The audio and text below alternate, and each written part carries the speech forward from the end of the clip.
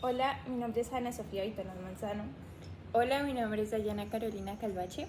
Hola, mi nombre es Angelisa del Molanochito. Hola, mi nombre es Astrid Carolina Galíndez y hoy vamos a hablar sobre extinción de las obligaciones. La extinción de las obligaciones se refiere a los actos jurídicos que producen la liberación del obligado de la obligación contraída. Por lo general, la liberación del obligado se da al extinguirse la obligación. Por eso se considera un modo de extinguir las obligaciones.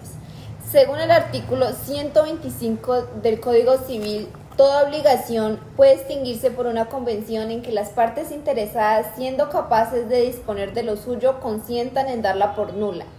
Las obligaciones se extinguen, además, en todo o parte por la solución o pago efectivo, por la novación, por la transacción, por la remisión, por la compensación, por la confusión, por la pérdida de la cosa que se debe, por la declaración de nulidad o la rescisión, por el evento de la condición resolutoria y por la prescripción. Estas son las conocidas como causas de extinción de las obligaciones, dado que fijan el fin del vínculo obligacional. Sin duda, la más habitual y utilizada a menudo es la solución o pago en efectivo. Comenzamos con el primer modo de extinción de las obligaciones, por la solución o pago efectivo. El pago, como lo cita el Código Civil en su artículo 1626, es el cumplimiento efectivo de las obligaciones, con el cual un deudor extingue las obligaciones que posee con su acreedor. El pago es el modo normal de extinguir las obligaciones, ya que supone la ejecución efectiva de la prestación que previamente habían acordado las partes y por la que se vieron abocadas a contratar. Antes de continuar el análisis sobre el pago, es necesario realizar la siguiente precisión. El pago no necesariamente recae en la obligación de entregar una suma de dinero. El pago es una figura mucho más amplia en la que no es una limitación el dinero. Cualquiera que sea la obligación, el que la ejecuta está pagando. Ahora, el pago, como ya se dijo anteriormente, puede recaer en la ejecución de una prestación de dar, como la que surge de entregar una cantidad de dinero, o de hacer, como por ejemplo realizar una obra de arte.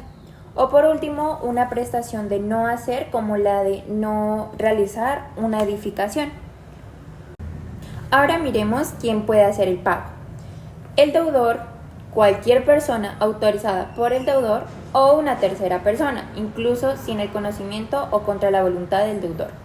Pero, si la obligación recae en una obligación que necesariamente sea de intuito persona, el pago solo será efectivo si lo realiza la persona en la que recae directamente la obligación, o en otra que el acreedor haya autorizado previamente para ejecutarla.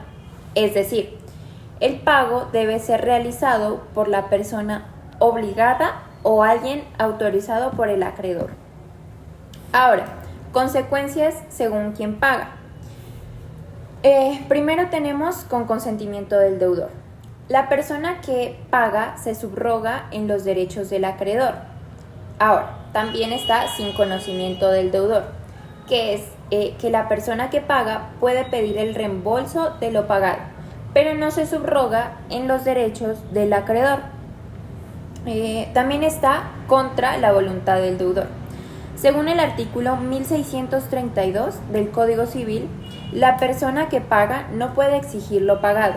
Sin embargo, podrá aplicarse la figura del enriquecimiento sin justa causa para permitir que recupere lo que ya ha pagado. Estas son las ideas esenciales sobre quién puede pagar una deuda y las consecuencias legales según las circunstancias del pago. Bueno, ahora vamos a hablar de a quién se le debe pagar. Esto está establecido en el artículo 1634 del Código Civil y en él se establece a quién se debe realizar el pago de una deuda y en qué casos el pago será nulo o válido. Entonces, el pago será válido cuando se realice al acreedor, a quien el acreedor designe como un mandatario, a quien suceda al acreedor como los herederos o cesionarios, a quien designe la ley como los representantes legales o al juez en caso de controversia judicial. También puede ser de buena fe, a quien se considere poseedor del crédito, incluso si luego se demuestra pues que no lo era. En el artículo 1635 también nos dice una forma en la que el pago será válido, y es cuando está ratificado por el acreedor, ya sea expresa o tácitamente, si se paga a una persona que nos te mencionaba pues en el artículo anterior. Ahora, el pago es nulo de acuerdo al artículo 1636 cuando el pago se realiza al acreedor sin administración de sus bienes, a menos que se demuestre que fue para su beneficio. También cuando el pago se realiza al acreedor si el juez ha embargado la deuda y el deudor pues paga de todas formas. También cuando se paga con la intención de defraudar a los acreedores, especialmente cuando hay un concurso de acreedores. Finalmente, estas disposiciones aseguran que el pago sea válido y protegen los derechos de todas las partes involucradas en la deuda. Ahora vamos a hablar de cuándo y dónde debe hacerse el pago. El pago debe realizarse cuando sea exigible, a menos que esté sujeto a una condición o plazo específico. La época para el pago pues varía según el tipo de contrato, siendo inmediata en contratos como la compraventa sin diferimiento del pago y periódica en contratos como los de trato sucesivo. El lugar del pago se determina pues según el acuerdo de las partes o siguiendo ciertas reglas en ausencia de estipulación. Por ejemplo, si se debe un bien específico, el pago se realiza donde dicho objeto existía al crearse la obligación. Pero si se debe un bien genérico, se realiza en el domicilio del deudor, salvo indicación contraria. Ahora, según la ley comercial colombiana, si la deuda es dinero, el pago se hace en el domicilio del acreedor, al momento pues de la exigibilidad. Pero será diferente cuando se haya acordado pues en el contrato. Si el acreedor cambió de domicilio, el deudor puede pagar en su propio domicilio, pero pues cuando hay previa notificación al acreedor. ¿Cómo y qué debe pagarse? El principio fundamental para extinguir una obligación es que el pago debe ser completo y corresponder exactamente a lo que se debe. Esto significa que el deudor debe entregar la prestación completa, sin fraccionarla ni sustituirla por otra cosa que no sea la debida. Es importante entender que este principio se basa en la indivisibilidad del pago como establecen los artículos 1627 y 1649 del Código Civil. Cuando se trata de cómo realizar el pago, existen ciertas reglas a seguir. En primer lugar, el pago debe realizarse de acuerdo con lo que hayan acordado las partes, la ley o el juez. Si la obligación implica la entrega de un objeto genérico, el deudor debe entregarlo según lo estipulado, y si no hay una especificación, se considerará que debe entregarlo en una calidad media, ni la mejor ni la peor. Si la obligación implica la entrega de un objeto específico o cuerpo cierto, el artículo 1648 del Código Civil establece que el acreedor debe recibirlo en el estado en el que se encuentra, a menos que los daños sean responsabilidad del deudor o de otras personas por las cuales responda. Además, el deudor también es responsable por cualquier daño posterior a la mora, a menos que sea por un evento fortuito en el que el objeto estaría expuesto incluso en posesión del acreedor. Aunque generalmente el pago debe ser completo, las partes pueden acordar lo contrario, permitiendo pagos fraccionados. Sin embargo, esto solo es posible si hay un acuerdo explícito entre las partes o si la ley lo permite en casos especiales. Cuando se acuerda pagar en plazo, se entiende que la deuda se divide en partes iguales, a menos que se pacte de otra manera. ¿Qué es la imputación del pago? Es el mecanismo legal que determina a cuál de varias deudas se aplica un pago realizado por un deudor cuando éste no cubre la totalidad de las mismas. ¿Cuándo se aplica la imputación del pago? Cuando el deudor tiene varias obligaciones con el mismo acreedor. Cuando las obligaciones deben ser de la misma naturaleza, por ejemplo, deudas de dinero. También cuando el deudor realiza un pago parcial. ¿Quién decide a qué deuda se imputa el pago?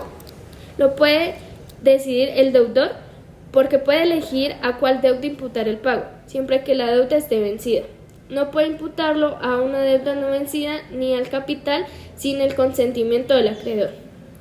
El acreedor lo puede hacer si el deudor no indica a qué deuda imputar el pago.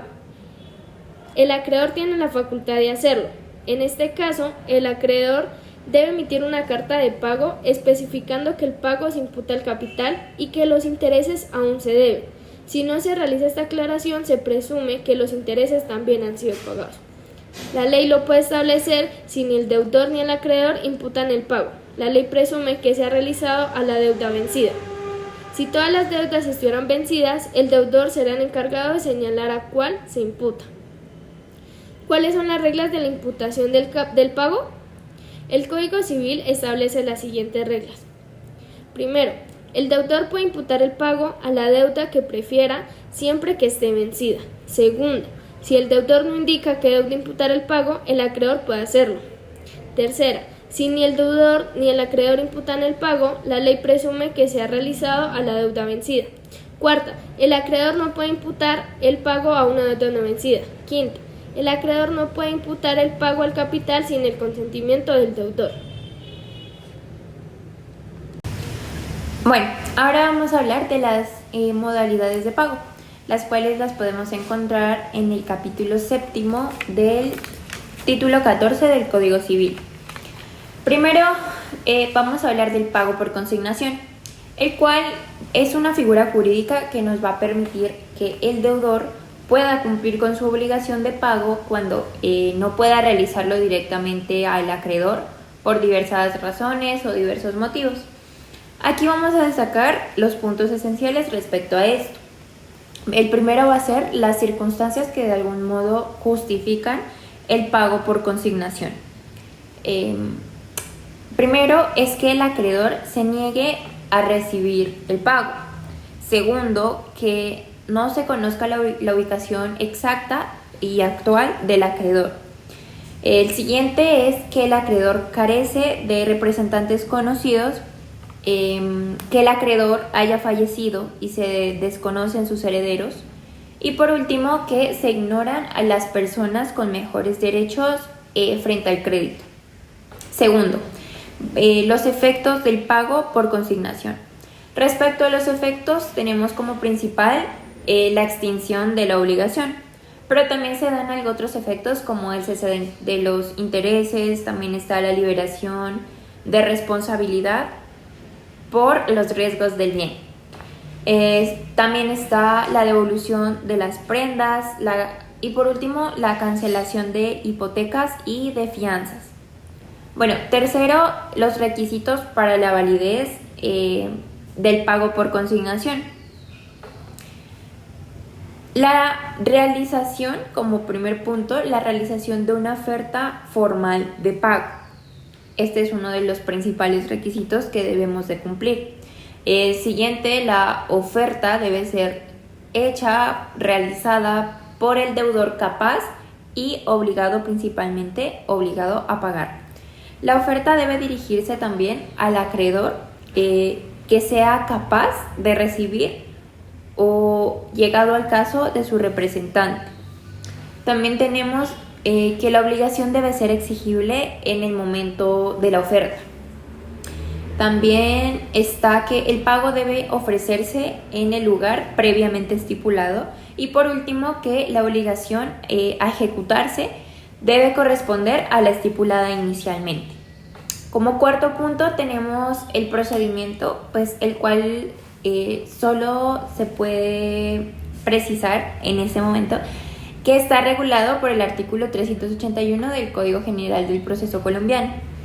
Y como conclusión a esto podemos decir que el pago por consignación es una solución legal que nos va a permitir que el deudor pueda cumplir con su obligación y liberarse de responsabilidades cuando el pago directo al acreedor no es posible por las razones mencionadas.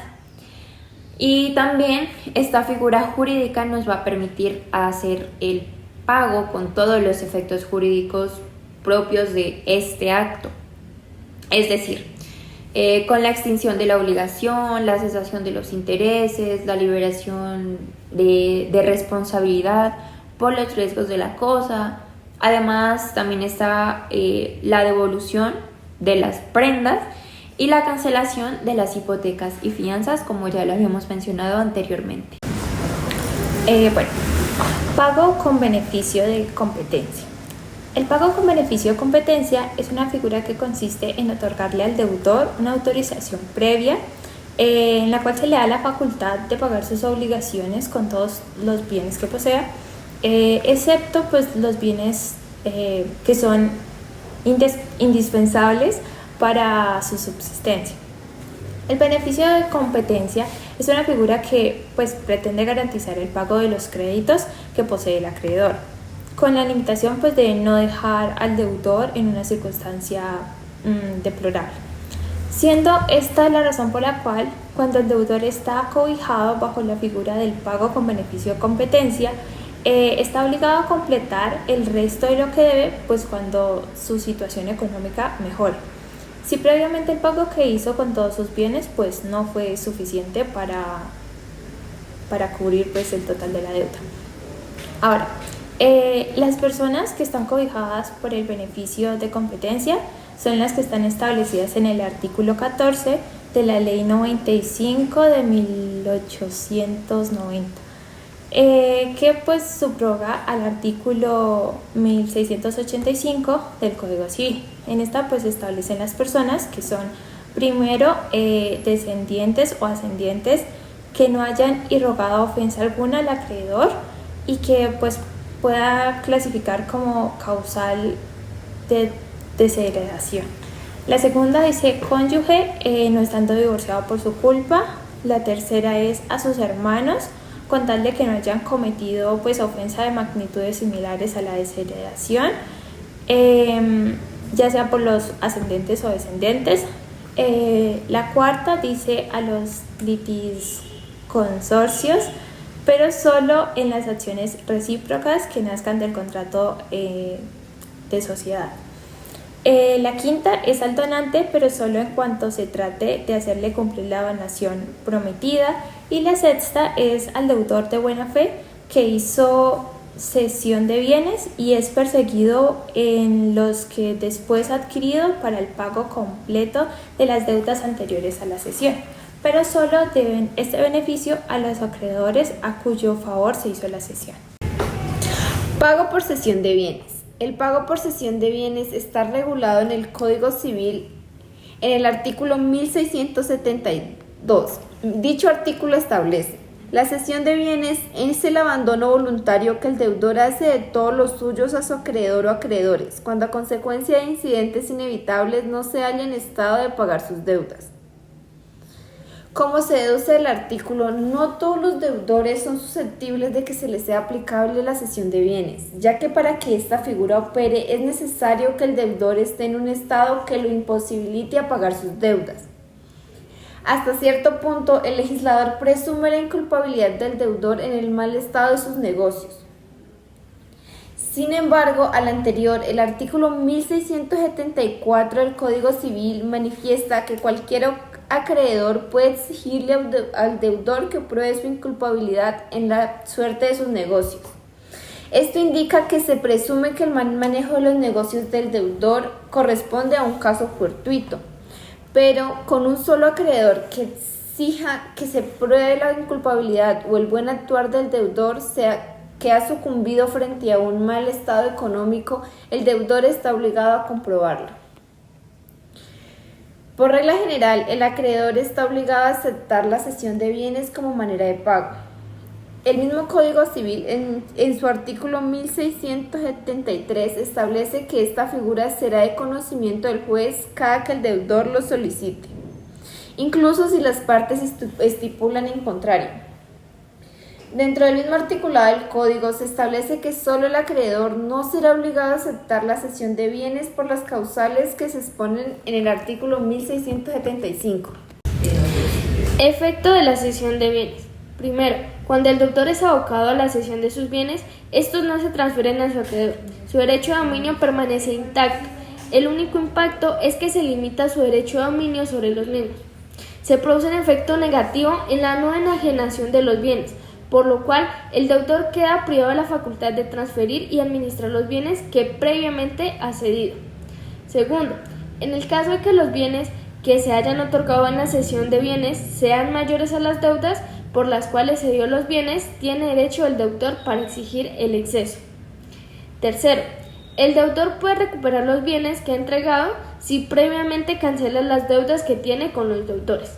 Cuarto, la cesión de bienes puede llevar a que en un punto se rematen los mismos, lo que hace que definitivamente el deudor pierda los derechos de dominio sobre los mismos.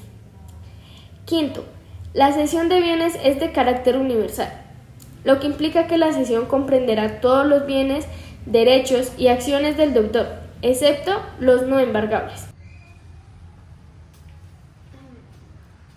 Hola Ángela, ¿cómo estás? Hola, Caro, ¿bien y tú? Bien. Caro, gracias a Dios hoy te encuentro. Mira, lo que pasa es que hace poco mi abuelo falleció y me dejó una herencia. Me dejó el iPhone 30 Pro Max del 2010. Pues es una reliquia familiar, pero pues yo en el momento no lo uso porque no soy coleccionista ni nada por el estilo.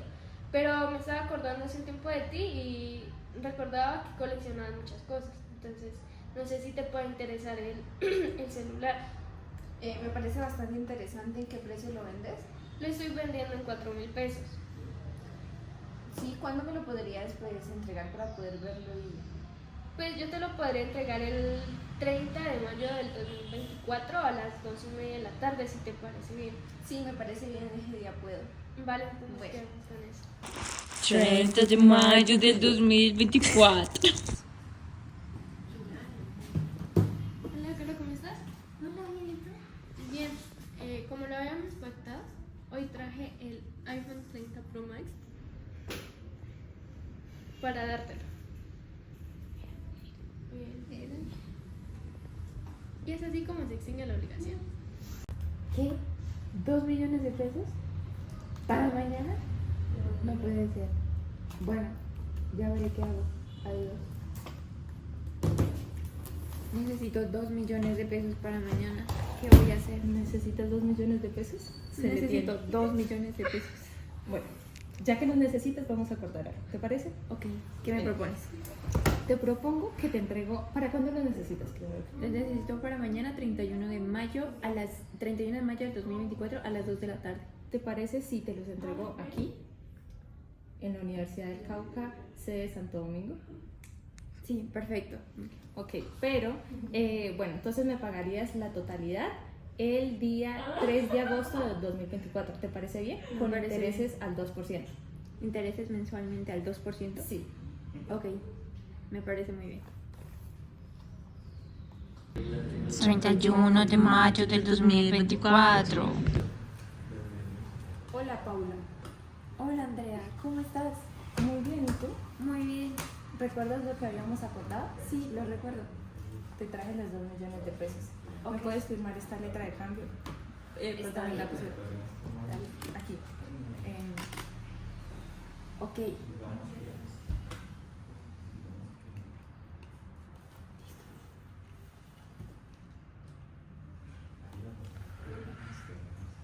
Aquí te entrego los 2,000. La plata. Vale, nos vemos. Hola Andrea, ¿cómo estás? Hola Paula, ¿bien y tú? Bien, mira, te traigo 1 millón de pesos hoy 3 de agosto. ¡Ey!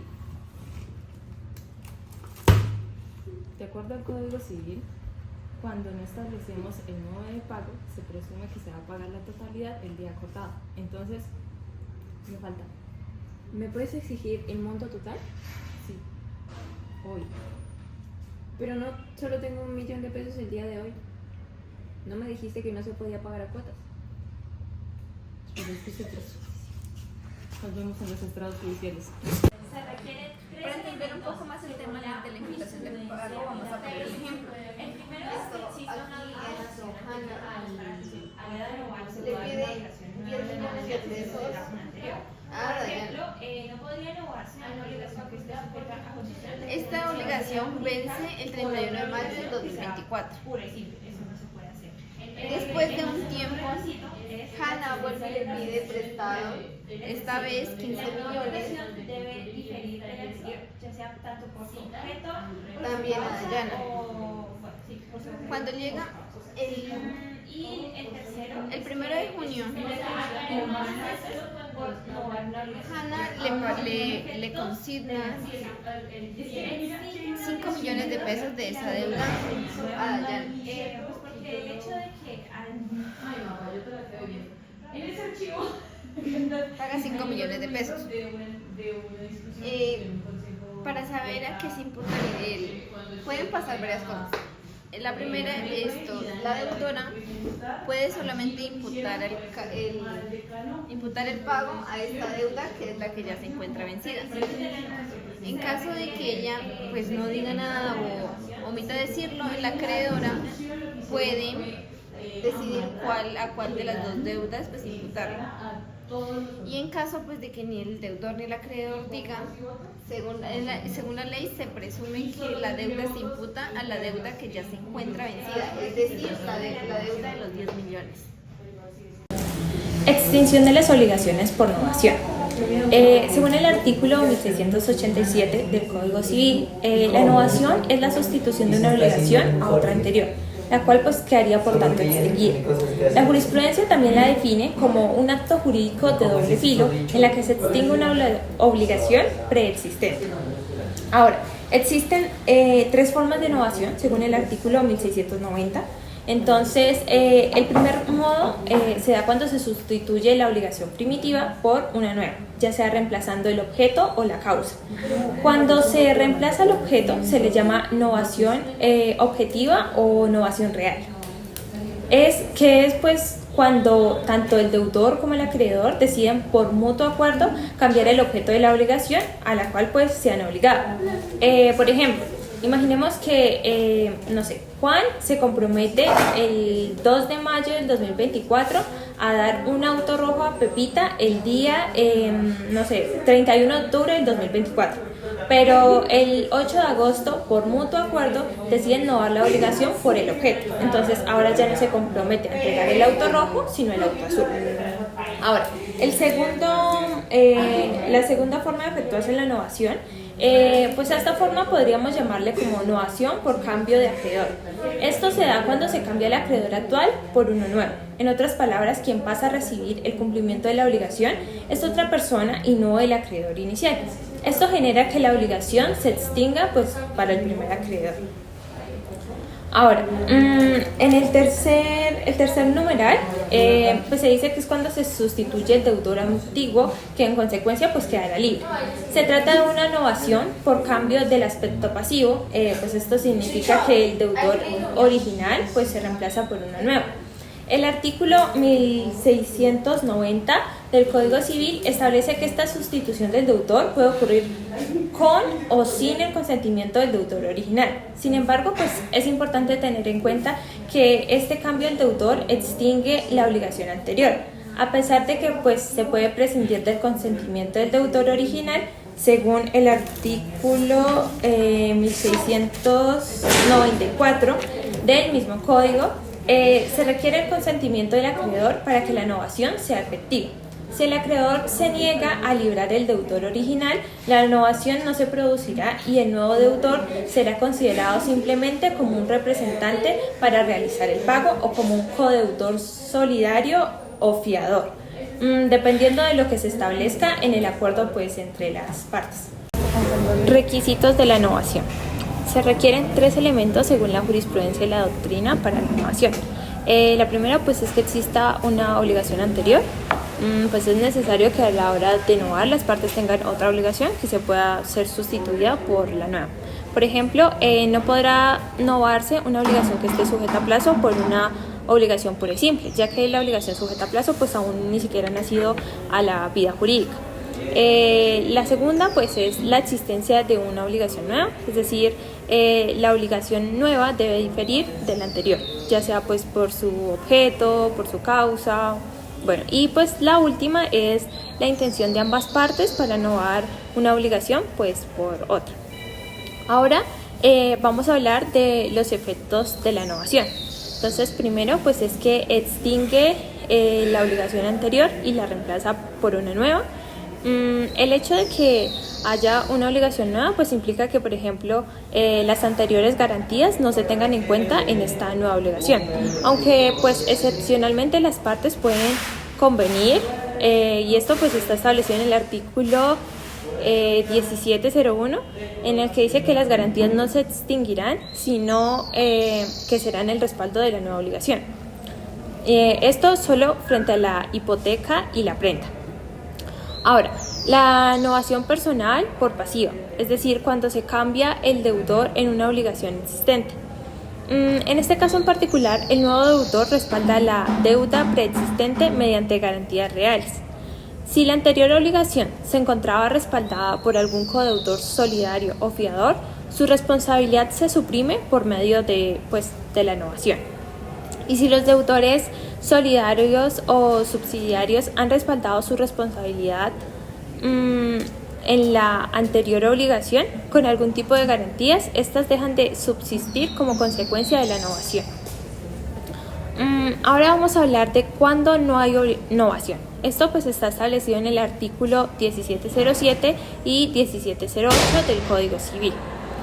Primero, pues cuando las personas han cambiado el lugar en el que debe efectuarse el pago, ya que pues esto no es considerado como una novación, y tampoco cuando hayan ampliado o reducido el plazo, ni cuando las partes pacten intereses que el crédito no devengado, o aumentan, disminuyan o supriman el porcentaje de los intereses que pues actualmente el crédito sí devengado. Y pues también cuando la nueva obligación adquirida por las partes se le sustituyan, aumentan o supriman las garantías.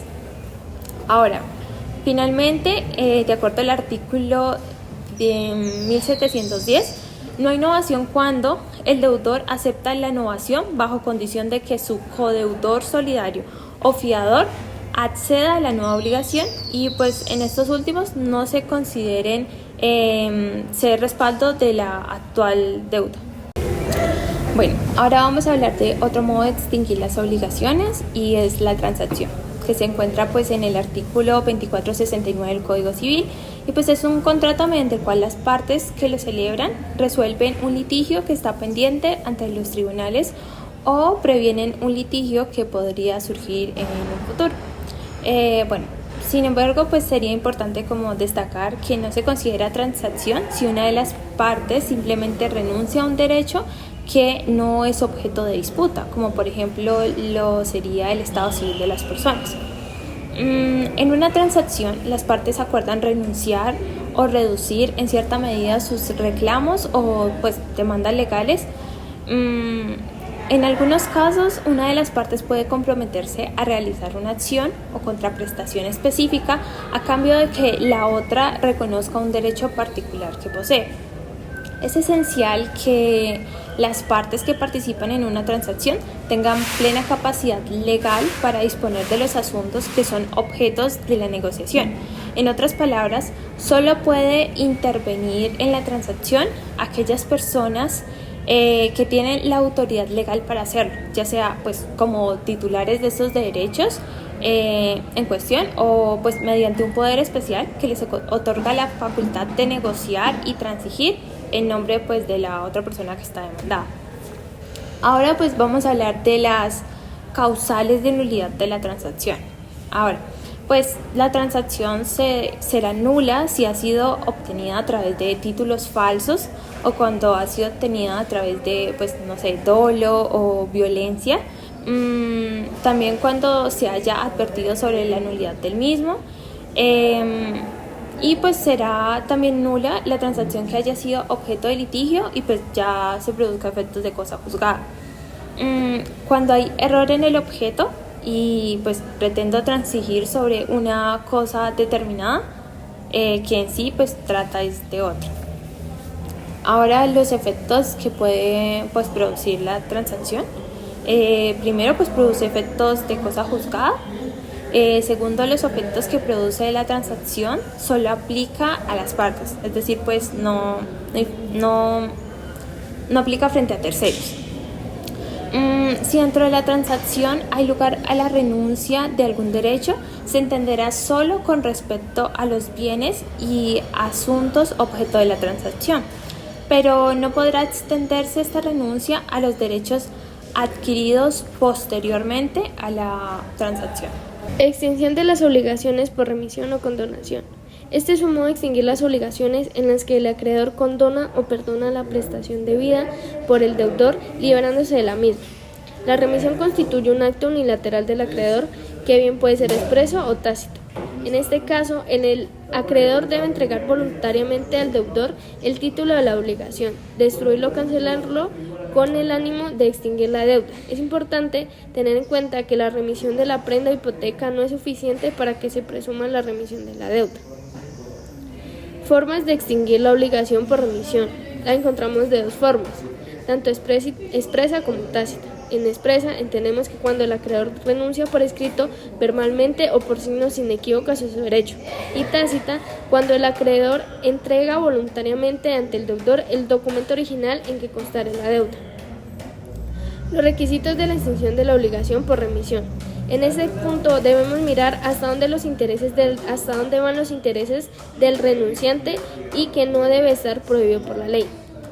Entendemos que el acreedor debe ser hábil para disponer de la cosa que es objeto de remisión, es decir, que debe ser capaz.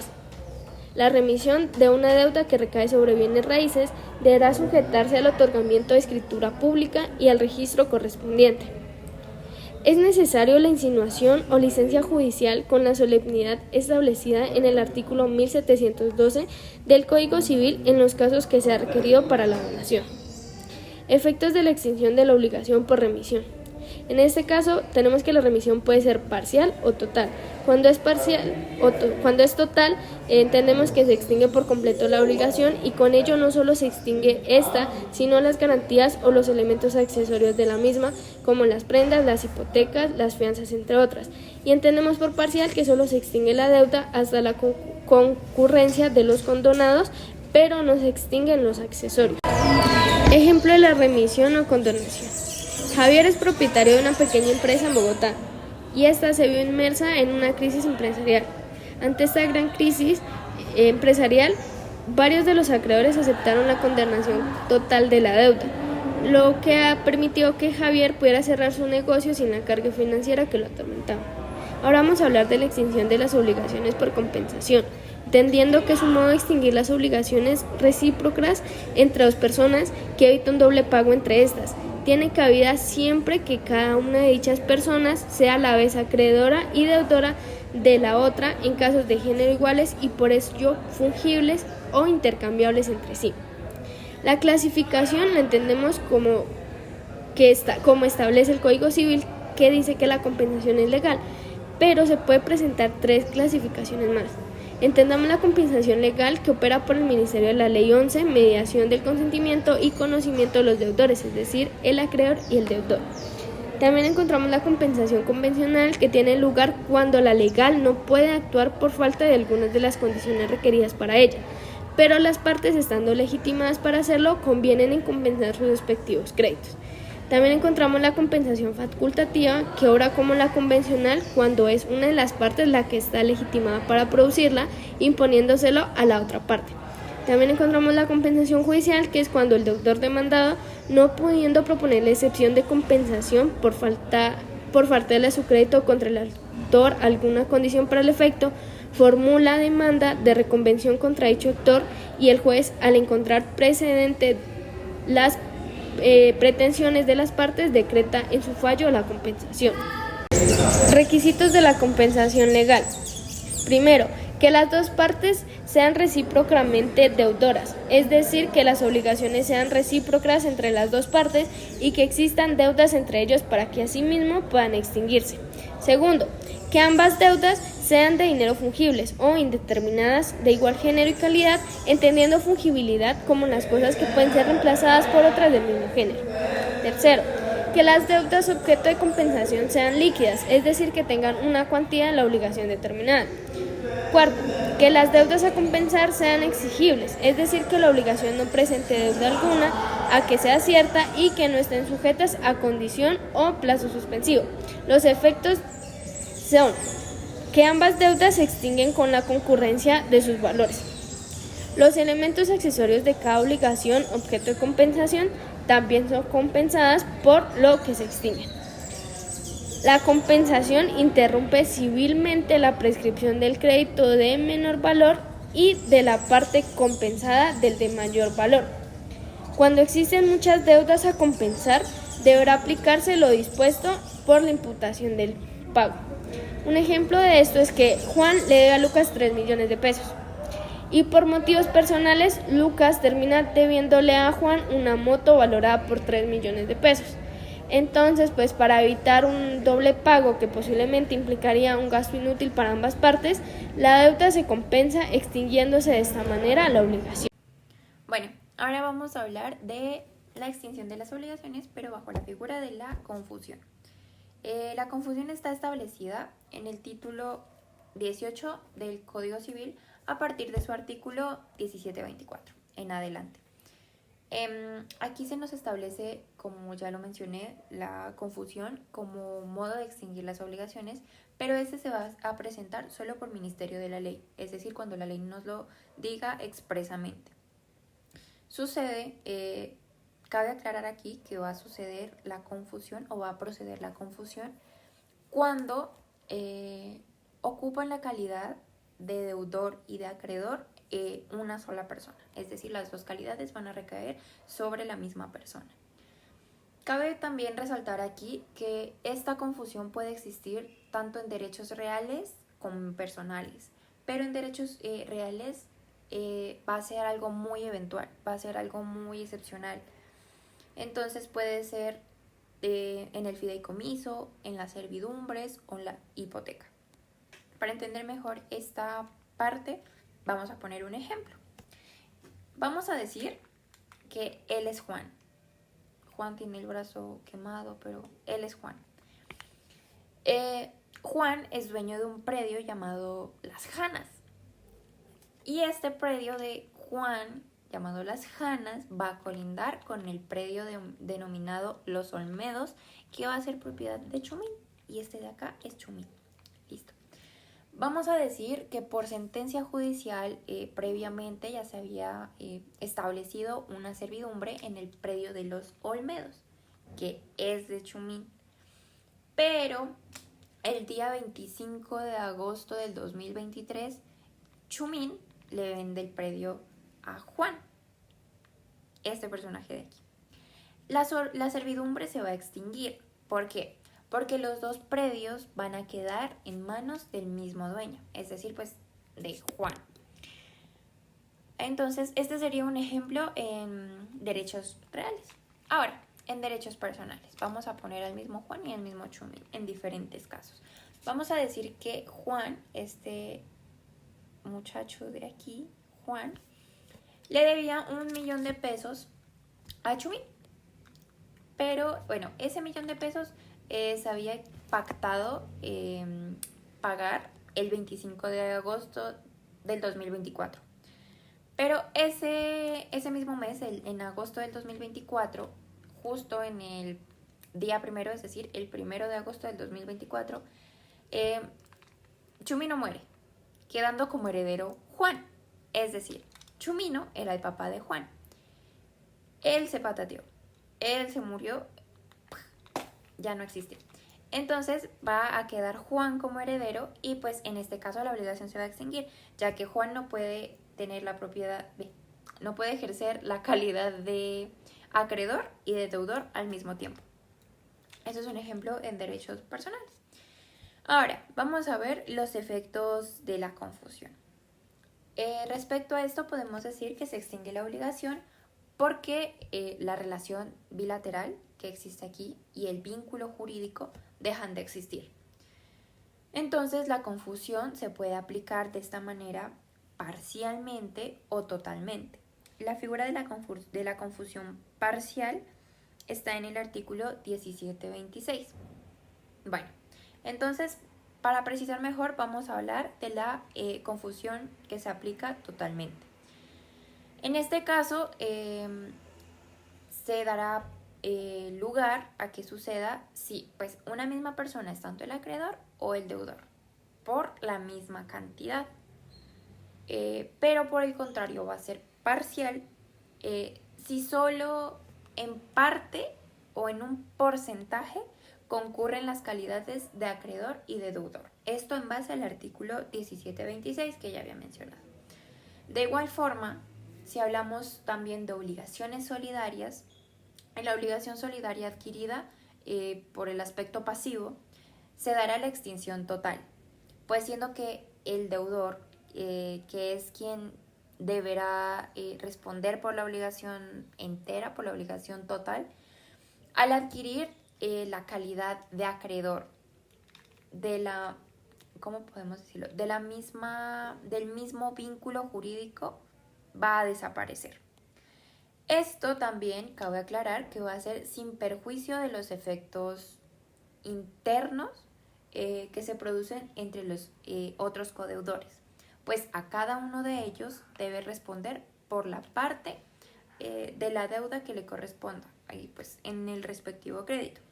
Esto en base al artículo 1727, que es el que establece la parte de confusión en obligación solidaria.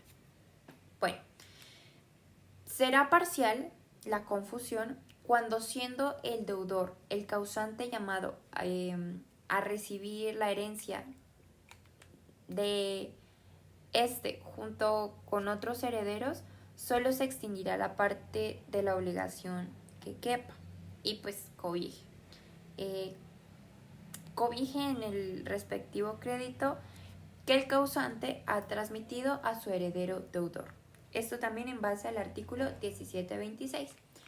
También cabe precisar por el mismo camino que en el Código Civil, en este artículo que he mencionado, el 1726, nos establece que la confusión que extingue la obligación principal también extingue la fianza, pero la confusión que extingue la fianza no va a extinguir la obligación.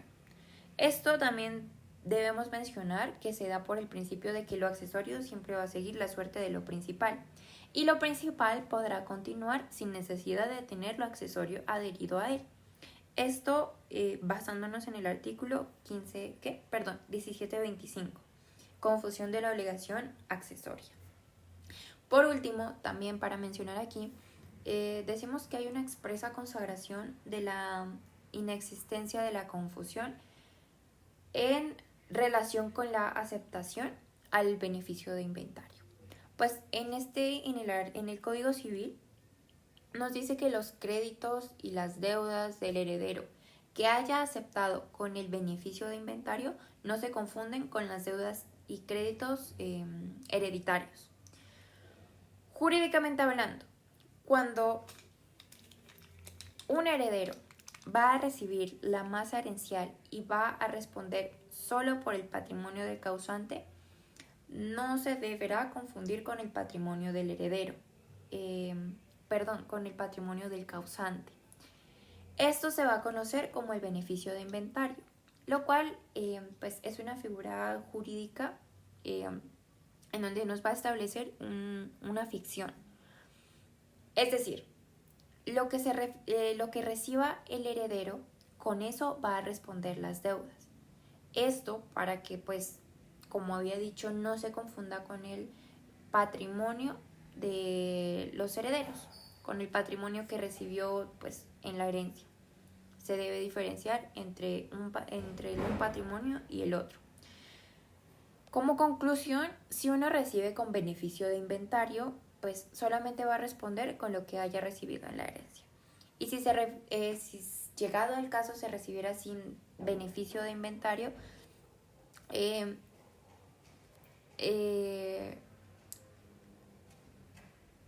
eso va a significar que uno va a responder, pues, llegado al caso, hasta con su propio patrimonio. Bueno, siguiendo con nuestro tema, nos vamos a encontrar con la extinción de las obligaciones, pero ahora bajo la figura de la pérdida de la cosa que se debe, es decir, la pérdida del bien que se debe. El artículo 1729 del Código Civil en adelante nos va a establecer esta figura. En este artículo mencionado se nos va a proporcionar la definición en cuanto a pérdida de la cosa. Esta se dará o tendrá lugar cuando aquella o el bien perece, se destruye, deja de estar en el comercio o porque desaparece y se ignora si existe.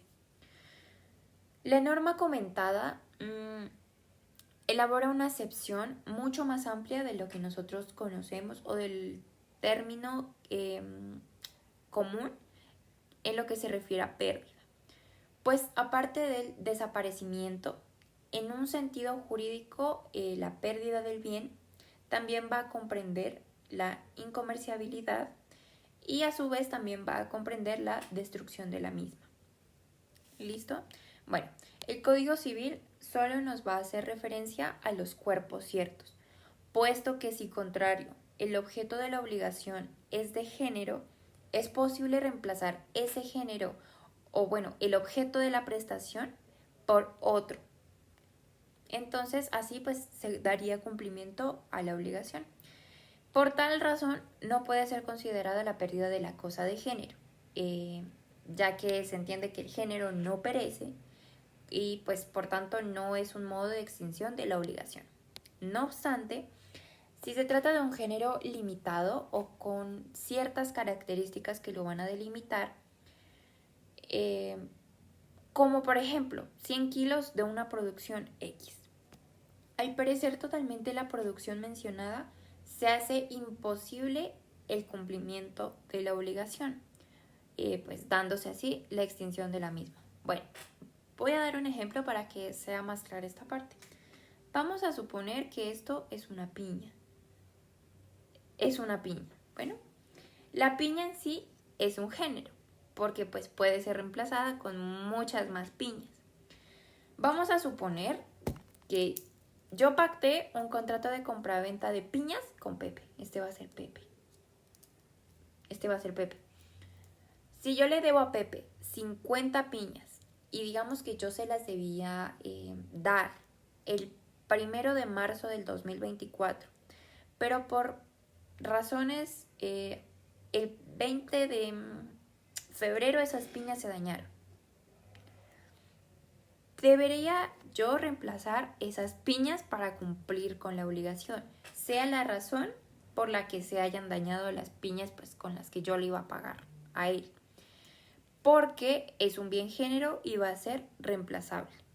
Pero si vemos contrario, digamos que si hablemos de un lote específico de piñas, que se habla de una cantidad, calidad, un tamaño y peso específicos, y ese lote de piñas específico que se delimitó de cierta manera se pierde por una situación ajena al deudor, es decir, una situación ajena a mí.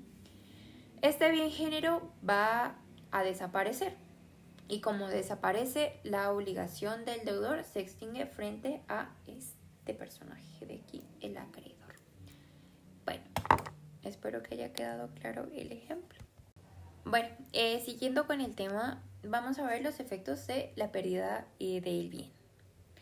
Vamos a mencionar aquí una figura para comprender mejor esto, que es la figura de la causa extraña. Esta va a tener relación directa con la fuerza mayor o el caso fortuito.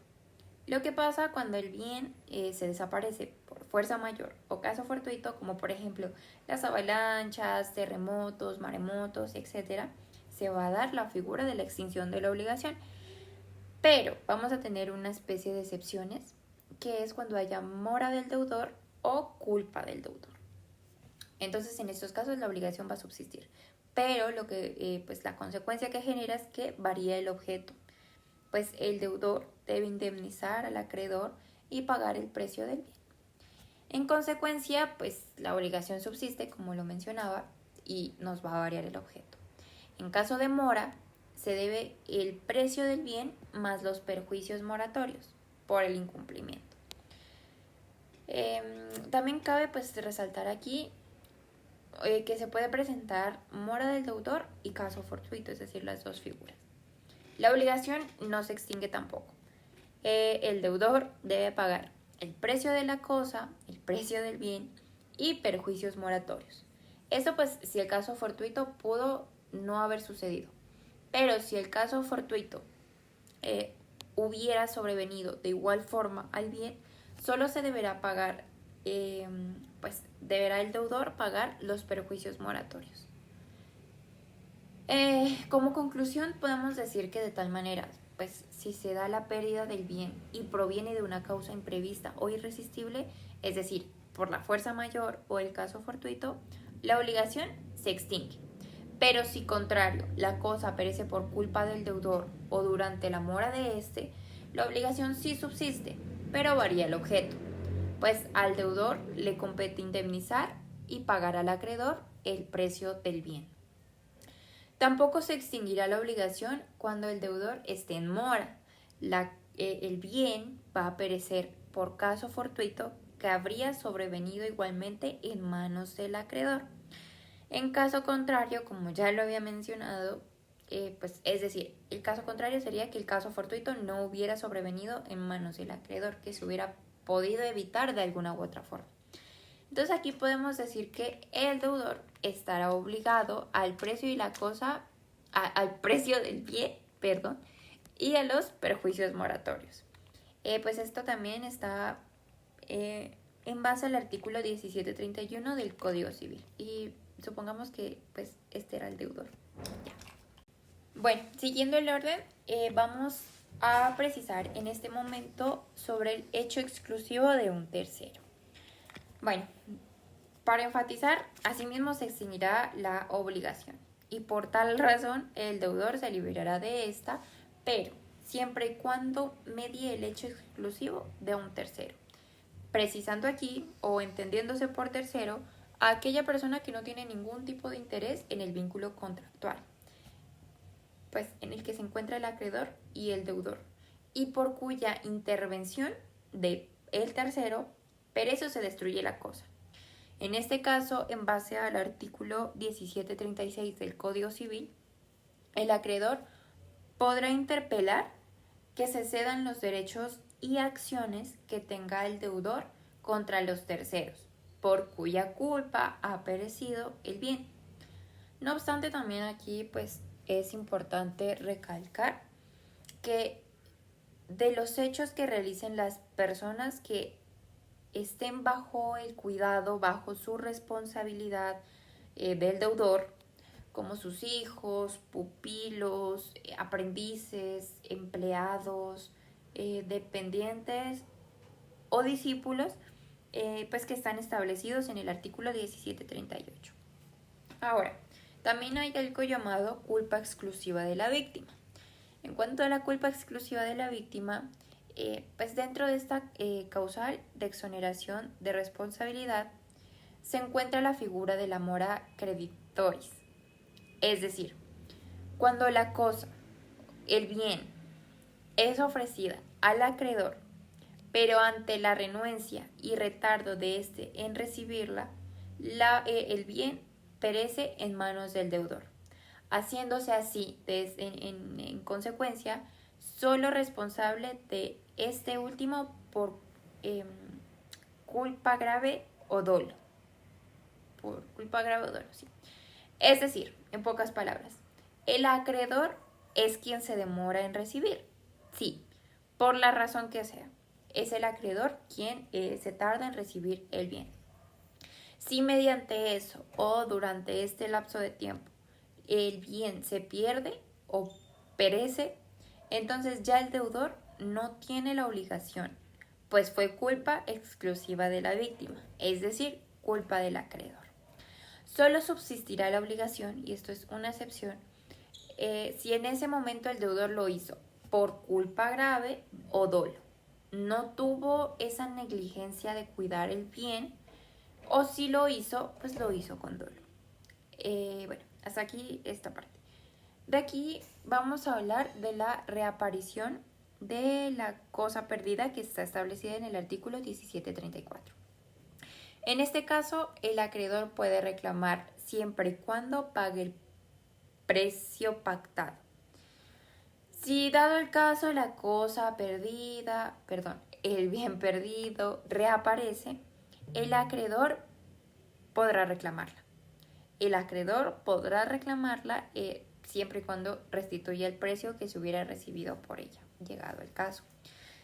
Todo esto en base al artículo 17 30 del Código Civil, pues siempre que la cosa perece en poder del deudor, se va a presumir que ha sido por culpa, pues que ese hecho ha sido por culpa suya.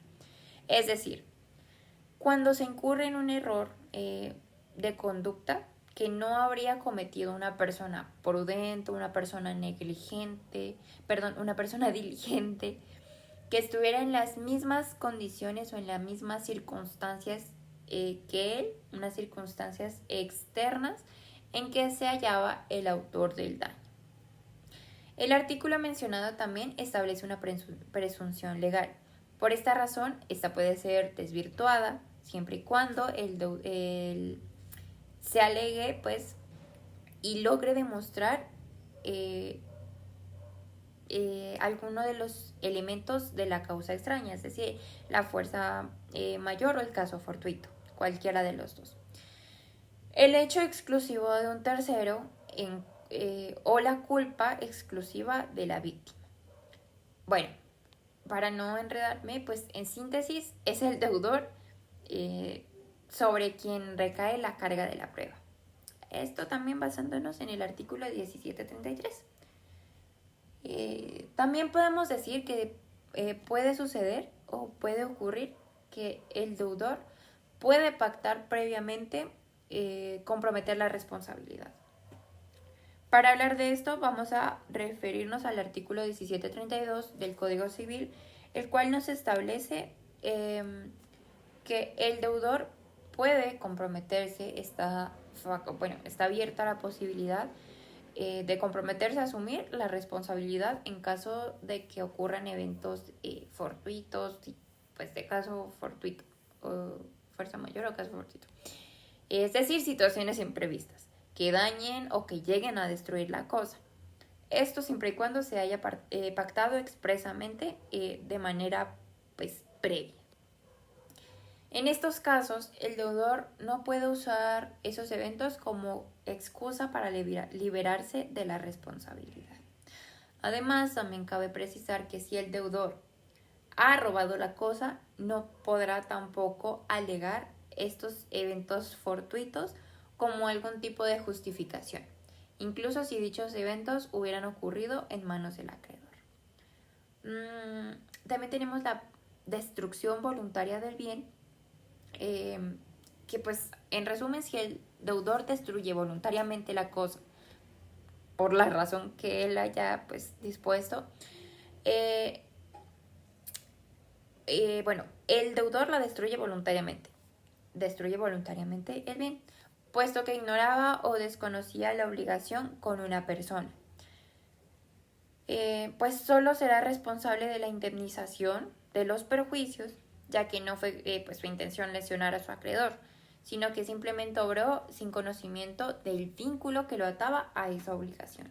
Es decir, pues no fue con dolo. Por ejemplo, me perdió Camilo. Vamos a decir que este es Camilo. Juan y Camilo. Juan y Camilo van a realizar un contrato de compra-venta. Juan, se va a comprometer a entregar un caballo de raza alazán, de patas blancas, de 10 años de edad, color café, de cierto peso, de ciertas medidas. Y esto va a ser el día 25 de mayo del 2024. A pesar de que nuestro personaje Juan tuvo todas las diligencias con el caballo, en su estado natural fue mordido por una culebra. Digamos que esta es la culebra. Esta va a ser la culebra. Entonces, esta culebra mordió el caballo y lo patateó. El caballo, no tengo un caballo. Vamos a decir que este es el caballo. Este es un caballo. Estaba el caballo, la culebra lo mordió y el caballo se patateó. Ya no existe el caballo. Nuestro personaje Juan tuvo toda la diligencia respecto con el caballo. Fue algo ajeno a él, pues el hecho ocurrido. El caballo era un cuerpo cierto. Al momento que éste perece, se va a extinguir la obligación. La obligación que Juan tenía para con Camilo. Muchas gracias. Declaración de nulidad o por la rescisión. Sobre este modo de extinguir obligaciones, el artículo 1740 del Código Civil lo define así. Es nulo todo acto o contrato a que falta alguno de los requisitos que la ley prescribe para el valor del mismo acto o contrato según su especie y la calidad o estado de las partes. La nulidad puede ser absoluta o relativa. La nulidad absoluta la genera la falta de capacidad de ejercicio de los contratantes. Esta nulidad la generan los menores de 12 años. Vicios en el consentimiento, que son error, fuerza y dolo, objeto y causa ilícitos. Según el artículo 1742 del Código Civil, la nulidad absoluta puede y debe ser declarada por el juez aún sin petición de parte, cuando aparezca de manifiesto en el acto o contrato. Puede alegarse por todo el que tenga interés en ello. Puede asimismo pedirse su declaración por el Ministerio Público en el interés de la moral o de la ley. Cuando no es generada por objeto o causa ilícitos, puede sanearse por la ratificación de las partes y en todo caso por prescripción extraordinaria. En cuanto a la nulidad relativa, se dice que es cualquier otro vicio distinto de los señalados en la nulidad absoluta. Estos producen nulidad relativa y dan lugar a la rescisión del acto o contrato. Según el artículo 1743 del Código Civil, la nulidad relativa no puede ser declarada por el juez o prefecto sino a petición de parte, ni puede pedirse su declaración por el Ministerio Público en el solo interés de la ley, ni puede alegarse sino por aquellos en cuyo beneficio la han establecido las leyes, o por sus herederos o cesionarios, y puede sanarse por el lapso de tiempo o por ratificación de las partes. El término para pedir la rescisión durará 4 años. La ratificación necesaria para sanear la nulidad cuando el vicio del contrato es susceptible de este remedio puede ser expresa o tácita. Para que la ratificación expresa sea válida, deberá hacerse con las solemnidades a que por la ley está sujeta el acto o contrato que se ratifica. La ratificación tácita es la ejecución voluntaria de la obligación contraída. Artículo 1746. Efectos de la declaración de nulidad. La nulidad pronunciada en sentencia que tiene fuerza de cosa juzgada da a las partes derecho para ser restituidas al mismo estado en que se hallarían si no hubiese existido el acto o contrato nulo, sin perjuicio de lo prevenido sobre el objeto o causa ilícita. En las restituciones mutuas que hayan de hacerse los contratantes en virtud de este pronunciamiento, será cada cual responsable de la pérdida de las especies o de su deterioro, de los intereses y frutos y del abandono de las mejoras necesarias, útiles o voluntorias, tomándose en consideración los casos fortuitos y la posesión de buena fe o de mala fe de las partes. Todo aquello según las reglas generales y sin perjuicio de lo dispuesto en el siguiente artículo. Artículo 1747. Si se declara nulo el contrato celebrado con una persona incapaz sin los requisitos que la ley exige en el contrato, con ella no puede pedir restitución o reembolso de lo que gastó o pagó en virtud del contrato, sino en cuanto probare haberse hecho más rico con ello la persona incapaz. Se entenderá haberse hecho más rica en cuanto las cosas pagadas o las adquiridas por medio de ella ni hubieran sido necesarias, o en cuanto las cosas pagadas o las adquiridas por medio de ellas que no le hubieran sido necesarias subsistan y se quisiera retenerlas. Evento de la condición resolutoria. La condición resolutoria es una facultad que tienen los firmantes de los contratos para pedir que se cumpla con lo pactado ante un juez o solicitar que el contrato en cuestión se dé por resuelto. Esto estaba estipulado en el artículo 1546 del Código Civil y es una garantía de la que disponen las partes afectadas en un caso de incumplimiento contractual. De esta manera pueden hacer valer sus derechos y proteger sus intereses. El artículo 1546 dice: en los contratos bilaterales va envuelta la condición resolutoria tácita si uno de los contratantes no cumple lo pactado, pero en tal caso podrá el otro contratante pedir a su arbitrio o la resolución o el cumplimiento del contrato con indemnización de perjuicios. Su cumplimiento extingue un derecho. Según el artículo 1544, cumplida la condición resolutoria, debe restituirse lo que se hubiere recibido bajo tal condición, a menos que ésta haya sido puesta en favor del acreedor exclusivamente, en cuyo caso podrá éste, si quiere, renunciarla, pero será obligado a declarar su determinación si el deudor lo exigiere. Verificada una condición resolutoria, no se deberán los frutos percibidos en el tiempo intermedio, salvo que la ley el testador, el donante o los contratantes, según los casos, hayan dispuesto lo contrario. Ejemplo: en un contrato de compraventa a plazos con condición resolutoria por impago del precio aplazado, la firma del contrato determina que las partes hayan de cumplir sus obligaciones. El vendedor ha de entregar la finca y el comprador ha de realizar los pagos. Si el comprador incumple alguno de los plazos pactados, el contrato dejará de ser eficaz y el vendedor recuperará la propiedad del inmueble. Extinción de las obligaciones por prescripción. Existen dos tipos: prescripción adquisitiva, que es el modo de adquirir cosas ajenas por haberlas poseído, y la prescripción extintiva, que es un modo de extinguir las acciones o derechos por no haber ejercido los derechos. En el artículo 1512 del Código Civil la define así: es un modo de adquirir las cosas ajenas o de extinguir las acciones o derechos ajenos por haberse poseído las cosas y no haberse ejercido dichas acciones y derechos durante un cierto lapso de tiempo, y concurriendo los demás requisitos legales. La prescripción extintiva o liberatoria extingue las acciones o derechos ajenos por no ejercerlos su titular en el tiempo que establece la ley. El numeral 10 del artículo 1625 preceptúa que las obligaciones se extinguen en todo o en parte por la prescripción. A esta prescripción extintiva se refiere el artículo 2535 del Código Civil en los siguientes términos: la prescripción que extingue las acciones y derechos ajenos exige solamente cierto lapso de tiempo durante el cual no se haya ejercido dichas acciones. Se cuenta este tiempo desde que la obligación se haya hecho exigible. Las dos clases de prescripción se diferencian porque la prescripción adquisitiva o usucapión se aplica en la adquisición de los derechos reales. En cambio, la extintiva o liberatoria tiene su campo de aplicación respecto de las obligaciones y acciones en general. La prescripción extintiva o liberatoria no extingue por el hecho mismo de la obligación, puesto que quien quiere obtener algún provecho de esta deberá alegarlo, estando totalmente prohibido que el juez la declare de oficio. El tiempo para que se produzca la prescripción corre desde el momento en que la obligación se ha hecho exigible. Cuando en el artículo 1527 del Código Civil se dice extinguidas, en sí la obligación no se extingue, sino que se transforma de una obligación civil a una natural. Pero si no se alega la prescripción, se entenderá que se renuncia a ella y la obligación seguirá siendo civil.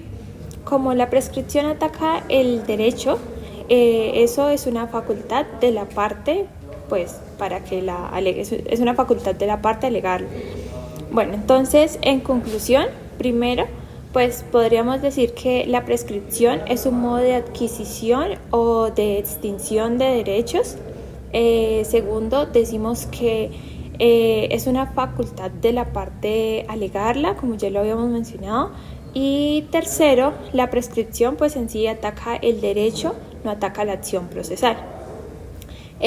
Cuarto, no se extingue la obligación, sino que cambia de una obligación civil a una obligación natural. Bueno, ahora hablemos de un ejemplo para comprender mejor el tema de prescripción. Vamos a suponer que Daniel le va a pedir prestado 12 millones de pesos a su amigo Camilo. Firman una letra de cambio para que esta se haga exigible el 24 de enero del 2024. Firman dicha letra de cambio y esta estará en manos de Camilo, que es el acreedor. Y así sucede, Camilo guarda la letra de cambio y resulta que acontece que el 24 de enero del 2024 Camilo se le olvida por alguna razón cobrarle a Daniel y por tanto a su vez Daniel se queda callado, no dice nada, no le menciona nada acerca de dicha obligación. Pasa el tiempo y Camilo ya está por graduarse en el año 2030 y resulta que entre sus cosas encuentra esa letra de cambio, pero lo que sucede aquí es que Camilo demanda a Daniel por los 12 millones de pesos, teniendo como garantía esta letra de cambio. Sabemos que el título ya está prescrito, por tanto, apenas se presente la demanda, si bien el título está prescrito, el juez deberá liberar el mandamiento de pago. ya que aún no estamos en senderos de que se alegue la prescripción por parte de Daniel. En caso de que Daniel llegue a alegar la prescripción, la obligación se va a transformar de una obligación civil a una obligación natural.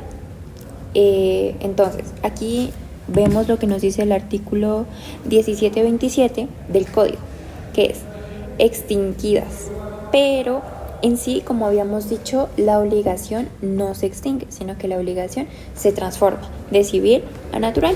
Pero por el contrario, si Daniel pues no llega a alegar la prescripción, como ya habíamos mencionado, se entenderá que renunció a ella y la obligación seguirá siendo civil.